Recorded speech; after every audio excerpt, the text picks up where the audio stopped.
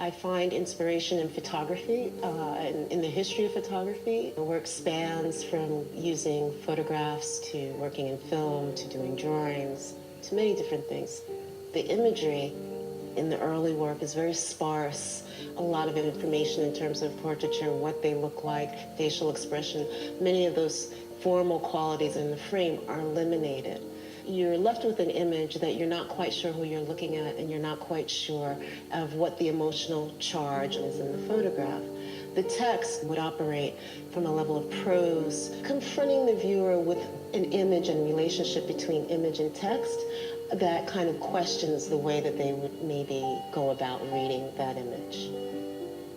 Water Bearer, which is a very, very early work in terms of the text, has a theme that repeats, which is one of memory and the way that one remembers something differently than someone else, and the denial in terms of the way people choose to remember things, and that there needs to be a consensus about how things are remembered. Through the 80s up to the 90s, there's a point in the work where I feel like I need to change my relationship to photography in terms of having this singular figure that appears with the back to the camera with the text, and decided to use surrogates instead. Over the span of my career, I've done many different things and in many different mediums. It's not so much the medium that I choose, but kind of what is the idea that I am trying to grapple with.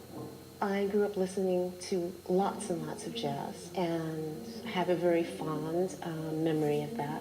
I had a casting call of singers and would have them listen to John Coltrane's rendition of Easy to Remember as a ballad. It was really interesting to listen to people hum and try to find their place, because it's not a kind of regular melody. So they had to think about where they were going to begin and where they would end up.